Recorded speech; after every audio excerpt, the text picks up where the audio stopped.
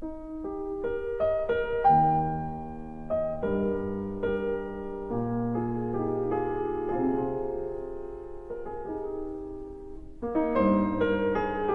incredibly excited about including this marvelous, small, rare group of early 20th century South African bronzes. I suppose the highlight of this group is the incredible Paul Kruger maquette, which I'll speak about in a separate video.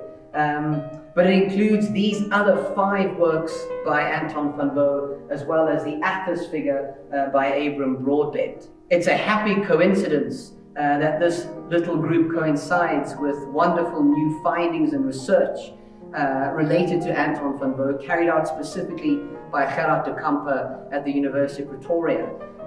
He's been able for the first time to answer so many questions that have remained unanswered for decades, including how many foundries the artist used in his lifetime, as well as how many individual works might have been cast from the late 19th century through to the artist's death in 1945.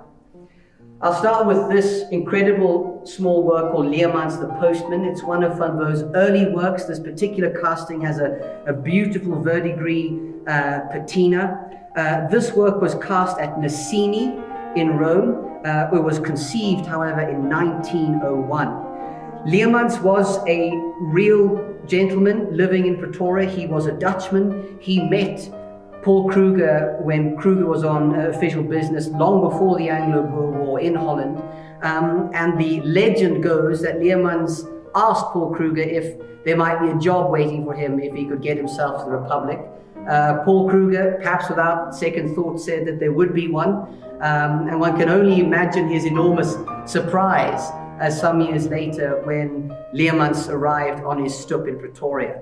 Leemans had arrived in Delagoa Bay and mainly walked to Pretoria. Kruger did give him a job as he had promised. He made him Pretoria's first postman, the gentleman with the responsibility of delivering telegrams. As the caricatures of the contemporary press attest, he would deliver a telegram in the same way every time. He would take off his hat, he would bow very slightly, and in the High Dutch confirm that the delivery was free. But it's a wonderful, wonderful casting. You get a sense of Van Wouw's genuine skill when you see this heavy jacket hanging so slackly over the figure's shoulders, yet a wonderfully luxurious beard.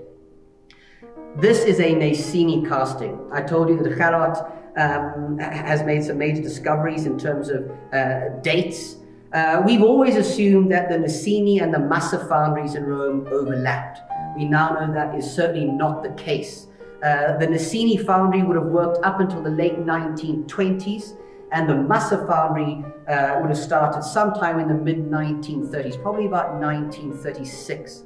The other wonderful coincidence that Gerard has managed to confirm is that the Nessini and the Massa foundries existed and cast on the exact same premises, number 6465 Via del Babuino in Rome. That is to say that all of these Nessini and Massa castings would have come from the exact same premises, which goes some way to explaining why the alloy makeup of the Nessini and the Massa bronzes are identical. Anyway, a wonderful Nessini casting. Here is a stunning Massa casting.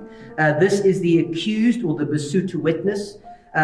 This would have been cast sometime after 1936 and before the artist died in 1945. You'll notice the different patina. This has a lovely deep caramel patina. It is a very, very sharp casting. If you look at this makeshift Hessian vest that the figure is wearing, you'll be able to see just how sharp those edges are around the sleeves in particular. We call this the accused or the witness because we don't quite know exactly which side of the law this gentleman falls on. It is a figure in the dock, and we're not quite sure if he is a witness to a crime or if he has been accused of a crime. And that wonderful pathos sense of uncertainty is very visible in his expression. And I suppose despite his obvious confusion, there's an amazing power in this figure's dignity. A wonderful, wonderful work. We also have two amazing, almost life-size busts of some of the major Boer heroes or early 20th century politicians. This very large work over here is of Onze Jan Hofmeyr, the hugely important pressman and politician. This would have been used ultimately as part of Van Wouw's preparatory work for the large-scale monument he produced around this time, 1915. This work was cast at Prouwsek Stockson Foundry in Leiden in Holland. So far we have works cast at Messini in Rome, Massa in Rome, and Prouwsek and Stockson in Holland. The Louis Botha figure, which is slightly smaller, is the first confirmed bronze sculpture coming from a previously unknown Roman foundry called Bongirolami. And this, as I repeat, comes from Gerard de Camper's new findings, which he uncovered at the State Archives. These are both beautiful early bronzes, both related to much larger monuments, focusing on these figures that were to be put up in Durban and in Cape Town. This beautiful little delicate relief bust is a self-portrait of the artist. This was cast at Galizia & Sons in London, which means we have this extraordinary small group of Van Wouws for the first time showing works from 5 different foundries that Anton van Wouw would have used in his lifetime. It is remarkably exciting, and we are hugely grateful for the amazing new work that Gerard de Camper has done through the University of Pretoria. The last one in this group is not by Anton van Wouw, but another quite extraordinary small-scale sculpture dating from the early parts of the 20th century. This is by an English sculptor called Abraham Broadbent, and this particular work comes from 1913, and it shows Atlas with the world essentially on his shoulders. This is a form that I expect many of us would have been familiar with without ever being able to specifically identify.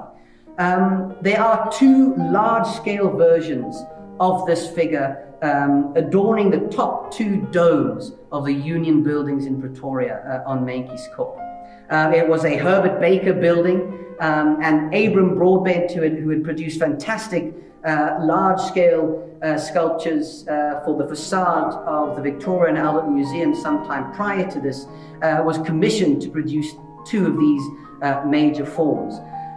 Afterwards, he produced 5 small-scale maquettes to give to the 5 major figures of the Union buildings, including Sir Herbert Baker, including Mishka the builder, including the government at the time, who would have been essentially the client, and also the quantity surveyor, who was a gentleman called Harry Adams.